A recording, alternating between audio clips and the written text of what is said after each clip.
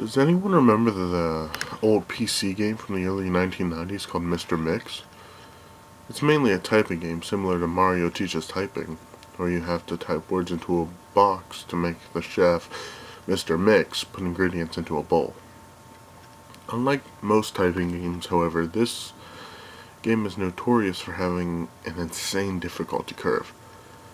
The game has a words per minute requirement for each level, being as low as 10 on level 1 and as high as 85 on the third. By level 5, the requirement reaches over 500, effectively making it impossible to proceed any further. One of the main things that people noticed about the game immediately was the background music. The music on the first level was an unsettling pattern of growls that progressively got louder as it went on, often causing damage to early computer speakers that were not designed to handle extreme volumes of sound. The second had no music at all, and the third had what sounded like an extremely low quality recording of a hairdryer playing in the background. The remaining two levels had an extremely loud, high-pitched ringing throughout the level that caused severe eardrum damage to those who managed to get that far. Another rather disturbing aspect of the game was the design of Mr. Mix himself. He was a large, round-faced, overweight man with large beady eyes and red spots on his cheeks.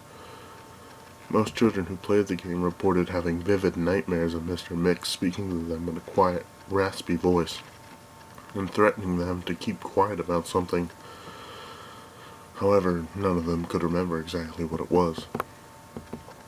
One psychologist who saw many of these children reported being disturbed by the sheer amount of terror on the faces of the children as they re-encountered the details of the nightmare. Many children broke down into tears in the process, begging for their parents to save them.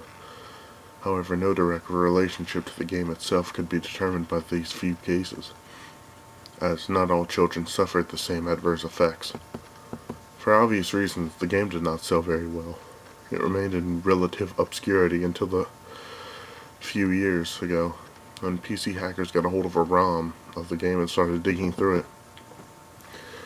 Using memory hacking software, they managed to crack the game's code and bypass the impossible 5th level. What they found, however, was extremely disturbing and caused many of them to quit the expedition altogether. According to the reports these hackers are behind, the game behaves very strangely if the 5th level is bypassed. The game crashes violently and closes, writing a bunch of files to the user's System32 directory to the point that all the RAM was almost completely filled. The files are reportedly pictures of people with horribly deformed faces, appearing to scream in pain and agony, with their eyes appearing to be bleeding from their tear ducts and the outer layer of their skin torn off in multiple places.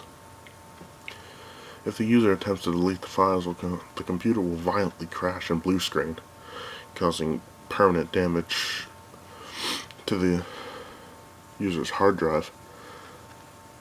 The hackers found that it was caused by a lone byte in the game's ROM that triggered when the 5th level was completed. After removing this byte, they were able to proceed to the 6th and final level. Unfortunately, all the original hackers declined to discuss what they saw in the final level. All of them became extremely paranoid and reclusive, refusing to talk about anything related to the game, and showing astonishingly extreme symptoms of post-traumatic stress disorder. Most of them ceased to be able to form coherent sentences. Within a week, and within a month, all of them went missing. All remaining of the copies of the games were destroyed. To this day, no one knows what was in that game that caused so much psychological damage. Maybe it's better that way. 2 years after this incident, a man was arrested trying to kidnap an 8-year-old girl from a grocery store. Through DNA and fingerprint analysis, the man was identified as one of the original hackers who viewed the final level of the game. He was wearing a white chef's hat and looked of unspeakable malice and insanity on his face. When interrogated, the man would only say one thing: "I'm Mr. Mix."